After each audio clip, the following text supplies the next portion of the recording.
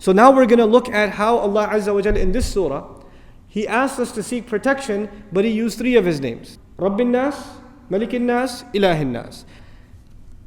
Who is the biggest victim of shaitan? In the Quran, a lot of bad people are mentioned. But after shaitan, who would you put at number 2? Fir'aun. You would put Fir'aun at number 2. And I want you to note something about Fir'aun. And actually, before you know something about Fir'aun, I want you to note something about this surah. Remind yourself once again, what 3 names of Allah did we find? Rabbin Nas, Malikin Nas, Ilahin Nas. I'll tell you 3 things Allah says about Fir'aun. 1. فَقَالَ أَنَا رَبُّكُمُ الْأَعْلَى. What did he say about himself? I am Rabb. The biggest waswasa of shaitan, what you're supposed to attribute to Allah, he attributed to himself. Rabb. Listen to another ayah from Fir'aun. أَلَيْسَ لِي مُلْكُ مِصْرَ, pertaining to Fir'aun rather. أَلَيْسَ لِي مُلْكُ مِصْرَ وَهَذِهِ الْأَنْهَارُ تَجْرِي مِنْ تَحْتِي. Don't I own the kingdom of Misr? What's he referring to himself as? Malik. That's what he's referring himself. So he mentioned himself as Rabb, then he mentioned himself as Malik. What's left? Ilah. Let's see if he committed this crime too. وَقَالَ فِرْعَوْنَ يَا أَيُّهَا الْمَلَأ مَا عَلِمْتُ لَكُم مِّنْ إِلَٰهٍ غَيْرِي.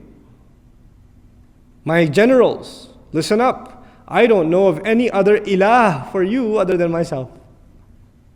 For Fir'aun, we find himself declaring 3 things for himself. Rabb, Malik, Ilah.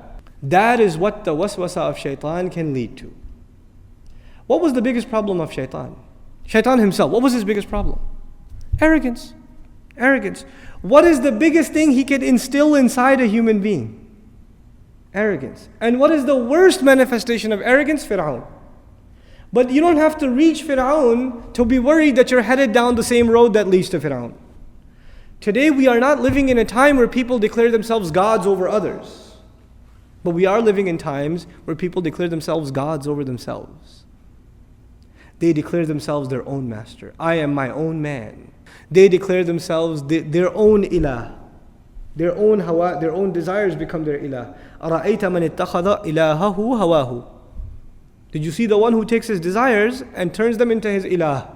We're living in times where we can each turn into mini Fir'aun without even realizing it. We don't have to have large castles and be arrogant, outspoken against Allah Azza wa Jal, but that concept of ego that is crushed in the beginning of this surah by you openly saying, I need protection.